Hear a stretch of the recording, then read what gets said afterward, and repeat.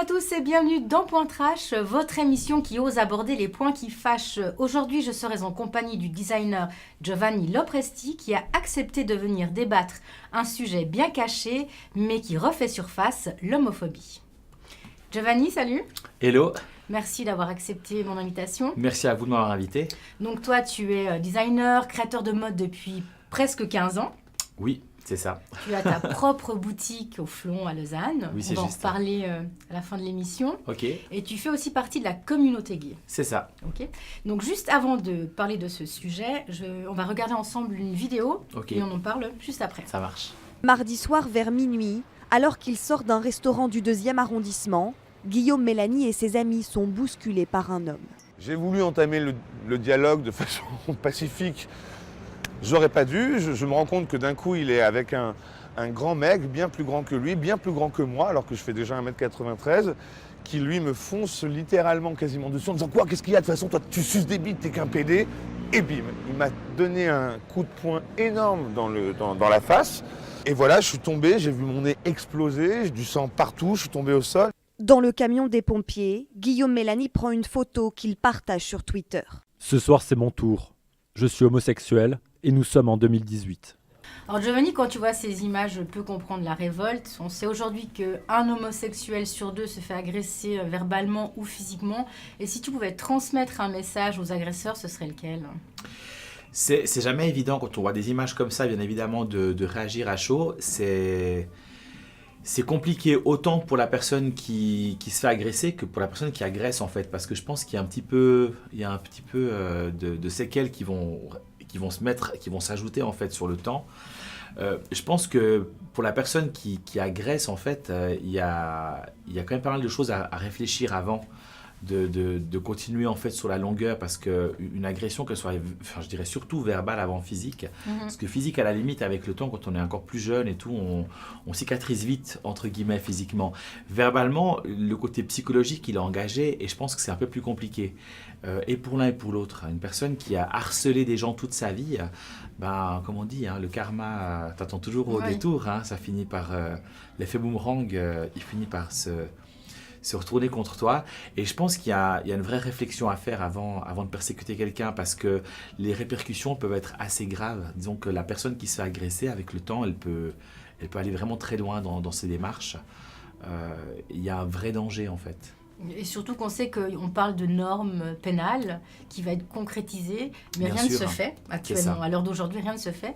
Donc, on dit l'agresseur peut se faire réprimander, mais ce n'est pas le cas aujourd'hui. Donc ça fait pas peur, ça donne pas plus de portes ouvertes à l'agressivité contre les homosexuels. C'est toujours compliqué parce que voilà, on est en 2018, on attend que les choses changent, mais on fait que d'attendre en fait. Il se passe pas grand chose.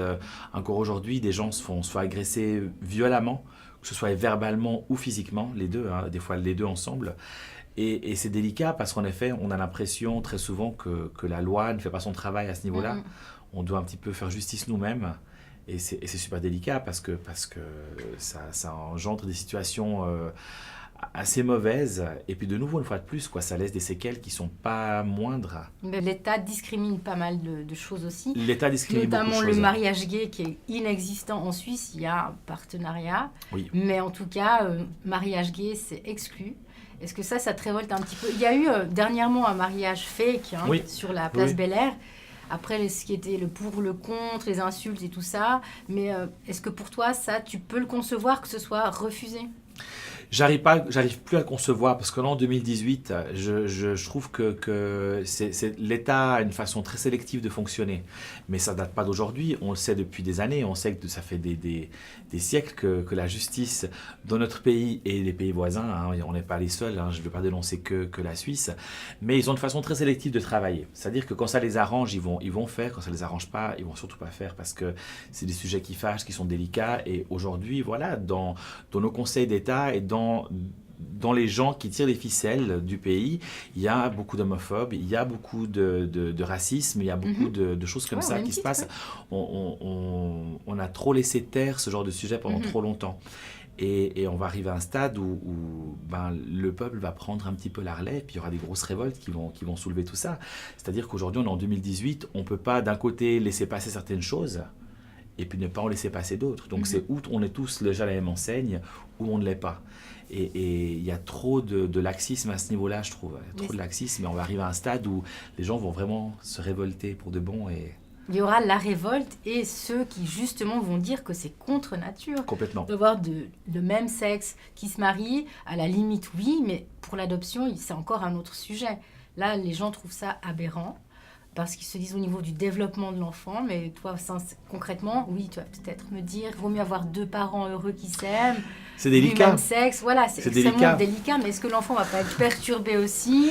Est-ce que l'enfant, ça va plus se perturber avec un papa qui tape sa maman, ou l'inverse, ou avec, on a vu l'exemple encore récemment, il y a eu le scandale à Yverdon, sauf erreur, avec ce père de famille qui violait tous ses enfants, et ça a pris des années avant que l'SPJ bouge et fasse quelque chose.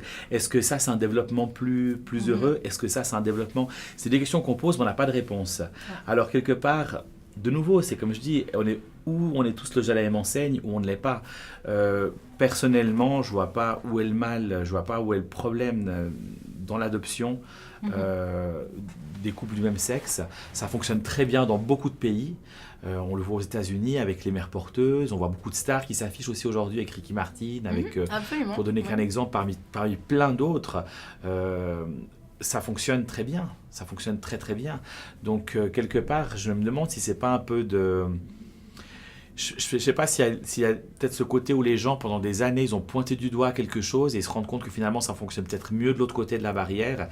Et ils se disent, bah merde, j'aurais peut-être mieux fait de ne pas juger. Et maintenant, qu'est-ce que je fais? Comment je fais? Donc, je pense qu'il y a aussi beaucoup de gens qui gardent leur position, qui campent sur ces positions parce que c'est un peu trop tard, quoi. Ils sont avancés, puis maintenant, ils ont l'air un peu bêtes de faire marche arrière. Mais il faut bien qu'on passe à autre chose. Je veux dire, les temps changent, tout change. Donc... Ça fait partie de l'évolution de l'être humain. Mais là, on voit que dernièrement, de plus en plus, il y a de plus en plus d'agressions. Oui. C'est un phénomène. Je ne sais pas si c'est une mode aussi de devenir ou d'essayer d'être homo. Il y a aussi ce phénomène de mode qu'on entend parler. C'est une mode de façon générale parce que aujourd'hui, on laisse libre cours à l'agressivité de façon plus libre. Donc, à l'époque, moi, quand j'étais ado, il y avait de l'agressivité verbale et physique, oui. Est-ce qu'il y en avait autant? Non. On n'avait pas de smartphone pour filmer ce genre de choses, on n'avait pas on n'avait pas Internet, on n'avait pas ce genre de trucs. Enfin, les gens étaient informés de façon très, très restreinte, on va dire, à part les magazines et puis la télévision. Ça, c'était quand même assez tabou. Aujourd'hui, les jeunes ont accès à beaucoup de choses. Moi, j'étais enseignant dans une école primaire secondaire pendant 5 ans. On voit des choses assez impressionnantes au niveau de l'agression, que ce soit de l'agression due à du racisme, à de l'homophobie. Je pense qu'il y a aussi, oui en effet, je pense qu'il y a cet effet de mode de toute façon. Il y a un effet de mode d'un côté sur le fait d'essayer, de s'essayer plus rapidement. On le voit avec toute cette vague de gens bisexuels qui essayent, qui veulent voir, qui savent pas, qui comment. C'est un petit peu l'excuse que les gens se donnent beaucoup. En général, moi j'appelle beaucoup ça je dirais la phase intermédiaire avant de développer l'homosexualité, parce que c'est très souvent, c'est un peu le cap, c'est un peu l'excuse facile, c'est-à-dire que la personne qui est encore pas très sûre de son coup, qui se cherche beaucoup, ou alors qui l'aime et qui n'est pas du tout prête à l'assumer, elle va passer par cette étape-là de bisexualité, parce que ça va l'aider un petit peu à tâter un peu autour de lui, voir comment les gens prennent la chose et tout. Puis finalement, je vois que chez les plus jeunes, il y a de moins en moins ce problème qui se pose. C'est impressionnant de voir chez les jeunes ados, les gens l'assument plus rapidement. Maintenant, c'est pas parce qu'on l'assume plus rapidement et plus facilement qu'il y a moins d'agressivité. Voilà, parce que les gens s'expriment, le montrent, c'est de l'amour, mais qui est mal perçu par certaines personnes. Et de là à se faire battre. Oui. Donc, est-ce qu'ils doivent se cacher, en fin de compte, pour être heureux, pour vivre caché, comme dit le proverbe? C'est difficile. Je pense pas que de vivre caché, ce soit une solution. À mon époque, en tout cas, quand moi j'étais ado, oui, c'était une solution parce qu'il n'y avait pas d'autres moyens. C'était très compliqué de le vivre et déjà de passer au travers l'agressivité verbale et physique. C'était déjà un sacré challenge. Tous les jours à l'école, tous les jours avec les études et compagnie. Donc c'était déjà un sacré challenge physique et psychologique et mental, parce que ça laisse quand même des séquelles sur la longue durée. Il ne faut pas croire qu'on oublie ça en quelques années. Je veux dire, 20, 30 ans plus tard, il y a des gens qui Comment tu te protéger par rapport à ça, tes agressions? Difficile. Moi, j'ai toujours été quelqu'un de très, de très imposant. Déjà physiquement et puis verbalement. Donc, j'ai jamais trop eu de difficulté à répondre et puis à m'imposer ou à rendre. Hein. Je veux dire, il y a plein de fois où je me suis fait agresser physiquement et j'ai pas eu de souci à faire pareil. Après, verbalement, c'est compliqué parce que, comme je disais, psychologiquement, ça laisse quand même des traces assez importantes. Après, j'ai eu de la chance d'être très entouré. Quand j'étais ado, j'avais beaucoup d'amis. J'étais toujours hyper entouré de plein d'amis. Et tout le monde se doutait que tu étais homosexuel? Oui, parce qu'avec certains, j'en parlais, d'autres, j'en parlais pas du tout, d'accord, bien évidemment, mais c'est vrai qu'il y avait, voilà, c'était un non-dit. À l'époque, on n'en parlait pas ouvertement comme maintenant, mais voilà, il y avait une espèce de bulle de protection autour avec certains amis qui étaient toujours présents, qui étaient toujours là. C'est les collègues, la famille, les amis, mais donc du coup, tu as dû faire ton coming out, c'est comme ça qu'on dit? Voilà. Voilà, donc tu dois... Est-ce que c'est bien de le faire? Est-ce que ça soulage vraiment? Est-ce que c'est nécessaire? Je pense que c'est nécessaire, oui. De plus en plus, c'est quelque chose qui ne devrait même pas... Enfin, je pense qu'aujourd'hui, en 2018, on ne devrait même plus parler de faire un coming out. On parle aussi de sortir du placard. Voilà. Ça devrait vraiment être quelque chose de naturel. Ouais. Je ne pense pas qu'on ait ça ne devrait plus être un réel processus, une réelle étape ou un vrai problème, en tout cas. Ça devrait être quelque chose d'acquis et de facile à faire, ce qui n'est pas encore le cas. Hein. Il y a de la facilité, on voit de l'amélioration, mais ça reste quand même une sacrée étape. Et je pense que de le faire, oui, il faut le faire, parce que psychologiquement, c'est trop difficile à porter. Ce n'est pas quelque chose de facile, et je ne vois pas l'intérêt de se construire une vie autour de quelque chose de faux, de fonder une famille, de se marier, d'avoir des enfants, etc. Alors que finalement, l'orientation sexuelle n'est pas celle-ci. À la fin, le mariage sera mort. Voilà. Je veux dire, on parle vraiment d'une orientation sexuelle. On va toucher l'intimité de ce qu'un être humain fait quand il est chez lui, entre quatre murs, dans son lit. Ce qui ne regarde absolument pas les gens. Je veux dire, moi, ça ne change rien dans mon travail, ma façon de me comporter, mon éducation et ma façon d'être tous les jours. Donc, on a vraiment élevé ce statut d'homosexualité à quelque chose d'absolument répressible et incroyable, alors que finalement, on parle de quelque chose hyper naturel. Et c'est comme le don du sang, apparemment, qui était refusé. Je dis était parce que ça a passé à peu près 1 an. Mais abstinence de 12 mois. Parce que là aussi, je veux dire... c'est aberrant. Donc, vaut mieux mourir de ne pas pouvoir avoir de transfusion que d'avoir du sang d'un homosexuel. Je me pose toujours la question, donc, est-ce que pendant 12 mois, ça veut dire qu'une personne va nous suivre tous les jours à la maison pour savoir si on a un rapport ou pas? Absolument. Enfin, une puce incorporée. Donc voilà. C'est assez impressionnant parce que, de nouveau, je trouve ça dingue parce que c'est d'une discrimination absolument horrible, quoi. Ils n'ont aucun moyen de tracer ce genre de choses, ils n'ont aucun moyen de savoir si la personne elle dit oui ou non, si c'est vrai ou pas. Donc c'est vraiment jouer de nouveau sur c'est une forme d'agression. Ça, ce genre de décision, c'est aussi une forme d'agression qui est verbale et psychologique, et c'est difficile pour un homosexuel de se voir refuser le don du sang parce que sous prétexte qu'il est homosexuel. Exactement. C'est ridicule. C'est ça. Donc, mais si aujourd'hui, il y a un jeune homme qui aimerait faire son coming out ou qui aimerait un peu plus, je ne sais pas, d'aide, quel conseil tu donnerais? De le dire, de ne pas le dire ou sincèrement? Je pense qu'il y a déjà il y a quand même pas mal d'organismes qui sont mis en place. Il faut savoir qu'il y a quand même, il y a quand même des numéros qu'on peut joindre. Voilà. Il y a toujours la main tendue qui est un 143. service, voilà, qu'un service qui fonctionne super bien, où il y a des sacrés bénévoles qui prennent la relève. Il ne faut pas croire que c'est les mêmes personnes qui, à 20 ans en arrière, qui bossent à la main tendue. Il y a un roulement, il y a des nouvelles générations qui sont là. Donc, il y a des gens qui sont vraiment à l'écoute avec l'air du temps et qui savent ce que peut endurer un jeune ou une personne moins jeune, il n'y a pas de souci. Au-delà de ça, il y a aussi des institutions comme Voguer, par exemple. Il y a toutes sortes d'endroits où on peut aller chercher de l'aide. Après, je pense qu'en effet, se confier avec sa meilleure amie, ses meilleurs amis, c'est déjà une première étape. Essayer d'aller un petit peu plus loin dans les démarches. Et puis après, c'est sûr que la famille, ça reste aussi un petit peu le nerf de la guerre, parce qu'on a toujours peur de se faire rejeter, on a toujours peur de la réaction des parents, des frères et sœurs, de la famille, du centre. on va dire, Faut être bien familiale. entouré. Donc crois que c'est c'est le c'est secret. pas facile, mais je pense Mhm. que c'est un cap qu'il faut passer pour pouvoir être mieux apte à gérer une agression verbale ou physique. Parce que être dans le placard et en plus subir une agression physique et verbale, C'est pas facile. c'est pas hein. facile. On se- Ouais. Et malgré tout, et toi, tous les obstacles que tu as eus, tu as ouvert ta boutique. Ouais, Ok. j'ai ouvert ma On va boutique, faire ouais. la parenthèse. Exactement, envers et contre Qui tout. s'appelle le Concept Store. Exactement. Donc, dis-moi tout. Ben, ce concept store, il a vu le jour en février 2018. C'est l'aboutissement de pas mal d'années, on va dire, d'efforts. Et puis... 15 ans quand même, hein. ouais, 15 C'est ans. pas rien. 15 ans et c'est pas rien. Et c'est vrai que là aussi, ben, je suis très content parce que c'est quelque part, c'est aussi un petit peu un pied de nez que je fais à la vie et puis à toutes ces personnes qui pendant des années ont eu cette agressivité entre guillemets envers ce que je faisais ou ce que j'entreprenais, parce que là aussi quelque part faut pas oublier que l'agressivité et les agressions c'est quelque chose de super négatif, mais il y a quand même heureusement une part positive qui fait que ça aide aussi D'aller plus loin. à et aller plus voilà, loin, à à te se relever, quoi. surpasser, à Mhm. se relever et puis à prouver aux gens qu'ils ont tort en fait. Mhm, mhm. Et aujourd'hui, c'est génial parce que dans ma clientèle, j'ai quand même plein de gens qui, à l'époque, avaient un regard complètement opposé et super agressif, qui sont devenus des clients habitués avec le temps et des amis.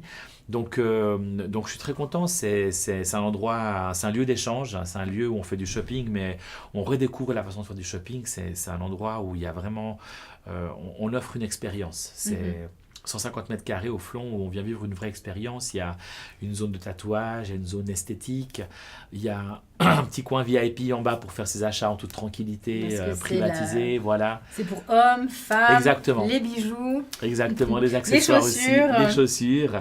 Il y a de tout et l'idée c'est vraiment d'accompagner en fait la personne dans son shopping, d'aller un peu plus loin et de jouer un peu le personal shopper sans devoir dépenser des sommes astronomiques et de passer un moment en toute intimité et sympa. Donc il m'arrive des fois d'avoir des clients qui me demandent de privatiser le shop pendant 1 heure ou 2 en pleine journée et on le fait avec grand plaisir. On n'a pas cette limite et cette contrainte d'un magasin ou d'une grande chaîne d'être ouvert à disposition de tout le monde. On travaille plus sur le one-to-one et puis on est vraiment dans un réel échange. Et c'est ce qui fait que ce concept store, il a lieu d'être en fait. Mais oui. On regarde juste une petite vidéo de ce que fait Giovanni Lopresti aussi Avec dans plaisir. la vie.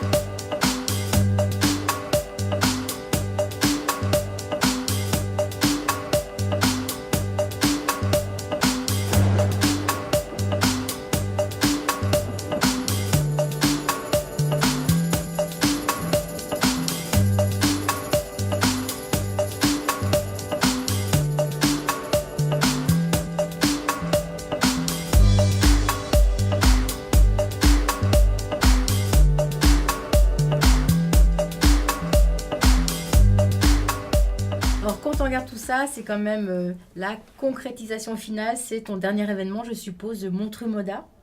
Oui, ça fait 4 ans que ça existe, ouais. Ouais, c'est-à-dire, qu'est-ce qui se passe? Il y a des défilés, 2015. plusieurs styles. L'idée de Montreux Moda, c'était avant tout de créer une plateforme de communication pour les métiers de la mode et de l'art, en façon générale, avec un gros focus sur la mode, bien entendu, mais après la mode, c'est tellement vaste, on peut en faire, il y a plein de domaines différents. Et voilà, j'avais envie de créer un lieu de rencontre et d'échange pour des gens professionnels et amateurs, pour pouvoir offrir aussi une plateforme aux jeunes qui se lancent, et puis un lieu un lieu d'expression. Donc on a créé cet événement une fois par année qui a lieu à Montreux. L'idée c'est de réunir des créateurs, de leur laisser la possibilité de s'exprimer et de montrer ce qu'ils font, leur travail. On organise aussi un concours dans le cadre de cet événement qui permet aux jeunes créateurs qui remportent le concours de partir dans une Fashion Week à l'étranger, tout frais payé, avec un défilé offert. Enfin, on essaie de créer des opportunités là où il n'y en a pas, puisqu'on est dans un pays où la mode n'a pas une place extraordinaire. Donc on essaie de faire changer un peu les choses et de bousculer un peu tout ça. D'accord. En tout cas, Giovanni, merci infiniment d'avoir Merci à partagé toi. ce moment avec nous. Avec plaisir. D'avoir exprimé ton ressenti aussi. Merci. Et je te souhaite vraiment tout le bon pour la suite. Merci beaucoup, à bientôt. Merci à toi. Point Trash touche à sa fin. J'espère que vous avez passé un agréable moment. Je vous donne rendez-vous tout bientôt pour un nouveau numéro. Et en attendant, gardez l'esprit ouvert. Ciao!